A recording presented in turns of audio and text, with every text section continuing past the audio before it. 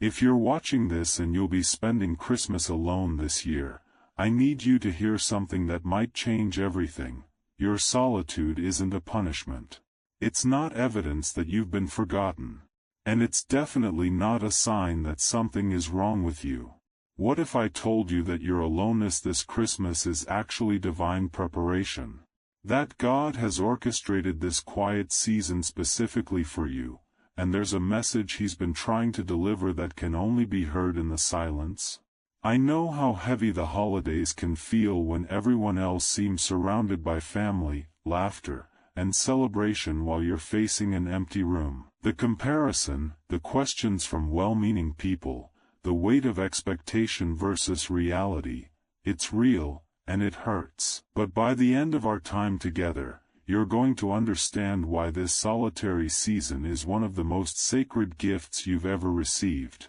You'll recognize the 3 specific things God is doing in your life right now that could only happen in this space of aloneness.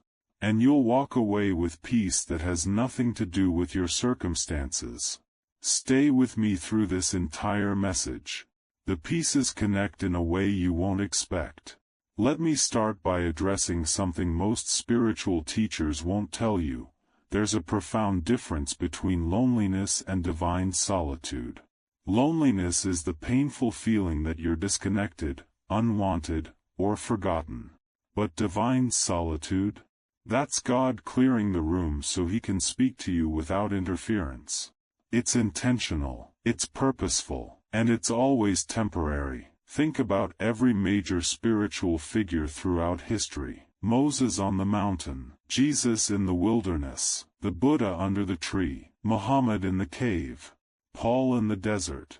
Every single one of them had a season of profound aloneness before their purpose was revealed and their power was activated. Your solitary Christmas isn't random, it's strategic. The first thing God is doing, He's removing false voices. During this season of being alone, God is silencing the noise that's been drowning out His voice in your life. For too long, you've been influenced by other people's opinions, expectations, and energies. You've been living according to scripts written by family, society, past relationships, or cultural pressure. But in this quiet space, even though it feels uncomfortable, you're finally hearing yourself think. You're finally noticing which thoughts are actually yours and which ones you've been carrying for other people. Have you noticed lately that you're thinking differently? Maybe you're questioning things you used to accept without examination. Perhaps you're feeling drawn to changes you previously resisted. You might be recognizing patterns you couldn't see before. This is the gift of silence. God is giving you back your own mind. Over the next few days,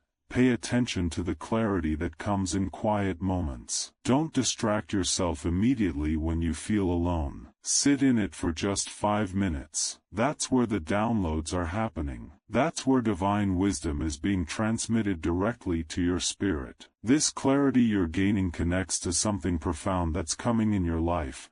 We'll understand the full picture when we explore the third thing God is doing. Here's what I want you to understand. Every person, every relationship, every situation that could have been there this Christmas but isn't, God is the one who cleared that space. Not to harm you, but to heal you. Not to isolate you, but to elevate you. Now, the second thing God is doing in your solitary season is even more powerful, and it's something you might already be experiencing without realizing it. The second thing God is doing, He's rebuilding your foundation. When everything is busy and loud and filled with people and obligations, you can't hear the cracks in your foundation. You don't notice that you've been building your life on things that were never meant to hold your weight. Other people's approval, relationships that defined you, roles that confined you, achievements that never satisfied you. But in this season of aloneness,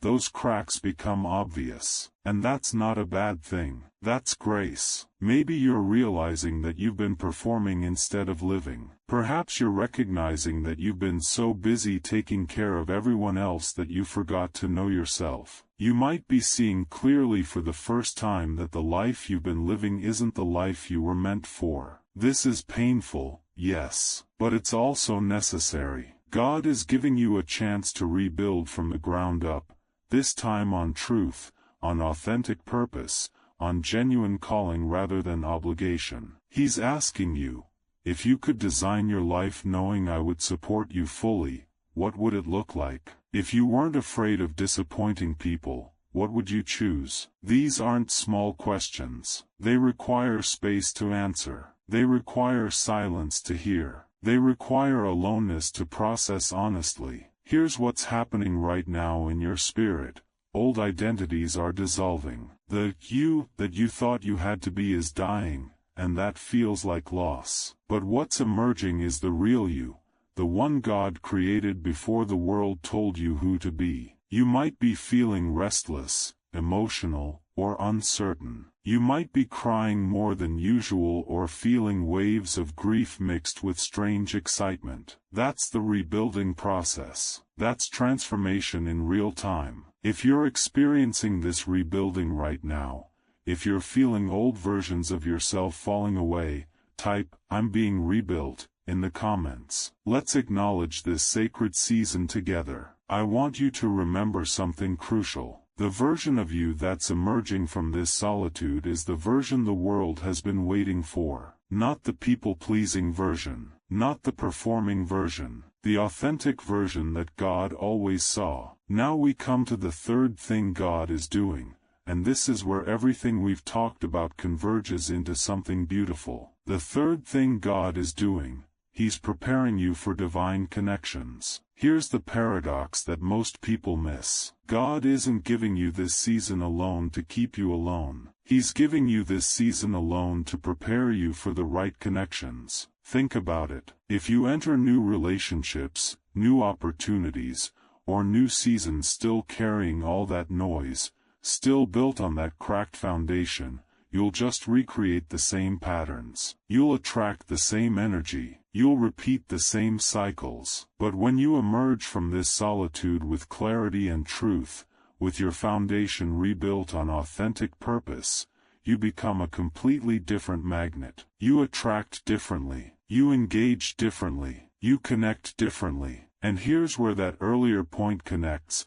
Remember when I said the clarity you're gaining has a purpose? That clarity is teaching you to recognize divine assignments versus human attachments. It's showing you the difference between connections that drain you and connections that align with you. This Christmas season alone is giving you new spiritual discernment that will protect and guide you for the rest of your life. Within the next 30 to 60 days, you're going to start noticing something remarkable. The right people are going to start appearing. Not the ones you thought you needed. Not the ones who fit your old patterns. But the ones who match the new frequency you're operating on. These connections will feel different. They'll feel easier, more natural, more aligned. You won't have to force, convince, or perform. The relationships will be built on truth from the beginning because you'll be showing up as your true self. This applies to every area. Romantic relationships, friendships, professional opportunities, creative collaborations, spiritual community. The isolation you're experiencing now is actually setting you up for the most authentic connections of your life. But here's what you need to understand. You can't rush this. You can't skip the alone season and expect the right connections to appear. They're connected. The solitude is the preparation for the community. Some of you are feeling pressure to not be alone, family asking questions, society making you feel like there's something wrong with spending Christmas by yourself, your own mind telling you that you should be further along by now. Ignore all of that. God's timeline is perfect. Your season of solitude will end exactly when it's supposed to, and not a moment before. Trust the process even when it's uncomfortable. Let me give you some specific things to watch for. Over the next several weeks, you might receive unexpected messages from people who understand you deeply. You might have conversations that feel cosmically timed. You might walk into rooms and immediately recognize your people. These are the divine connections being orchestrated. Let's bring all three of these together so you can walk through this Christmas with confidence instead of sadness. God is removing false voices so you can hear truth. He's rebuilding your foundation so you can stand on something solid. And He's preparing you for divine connections that will change your trajectory. These three things are happening simultaneously in your life right now, and they all require the same condition: solitude. Here's your practical guidance for this Christmas season. First, embrace the silence instead of fighting it. Don't pack your schedule with distractions just to avoid being alone. Create sacred space for yourself. Light a candle. Play instrumental music. Sit in the quiet and let God speak. This isn't about forced spiritual practice. It's about creating conditions for divine communication. Second, journal what you're discovering about yourself. Write down the old beliefs that are falling away. Document the new truths that are emerging. Capture the clarity that comes in quiet moments. This is your testimony in the making. 6 months from now, you'll want to remember where you were and how far you've come. Third, release the guilt about not being where you think you should be. Your aloneness doesn't mean you failed. It doesn't mean you're behind. It means you're exactly where you need to be for what's coming next. Stop comparing your chapter 23 to someone else's chapter 47. Fourth, speak life over this season. Instead of saying, "I'm spending Christmas alone," say, "I'm spending Christmas with God." Instead of, "Nobody's here," say, "I'm in divine preparation." Your words create your reality, and the language you use about this season matters. Fifth, do one thing that brings you genuine joy. Cook your favorite meal even if it's just for you. Watch that movie you love. Take that walk. Buy yourself something meaningful. Celebrate yourself because you're worth celebrating,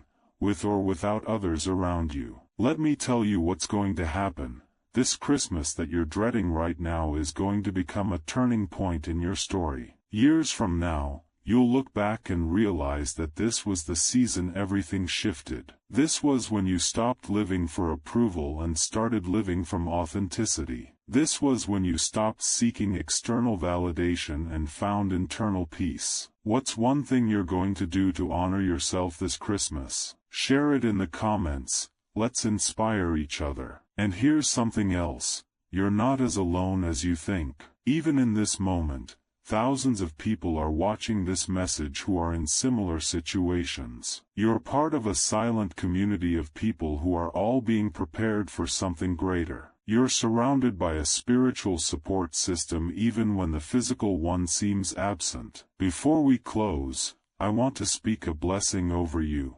wherever you are right now. If you're sitting in a quiet room wondering how you'll get through Christmas Day, hear this.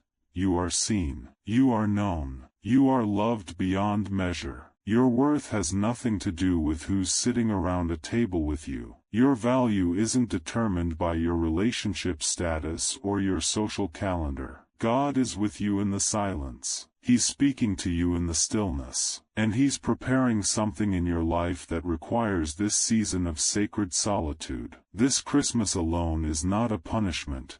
It's a privilege. Not everyone gets this opportunity for deep transformation. Not everyone receives the gift of uninterrupted time with the divine. You've been chosen for this season of preparation. The loneliness you feel is actually longing. Longing for the life you're meant to live. Longing for the authentic connections you're meant to have. Longing for the purpose you're meant to fulfill. That longing is holy. It's pulling you forward. So don't waste this Christmas wishing you were somewhere else or with someone else. Be fully present to what God is doing in your life right now. Lean into the discomfort because breakthrough lives on the other side of it. Your solitary season is temporary, but the transformation happening within you is permanent. The clarity, the rebuilt foundation, the new discernment, these are gifts you'll carry with you long after this Christmas is over. Now, before you go, I want to ask you to do 3 things. First, subscribe to this channel if you haven't already. More messages like this are coming,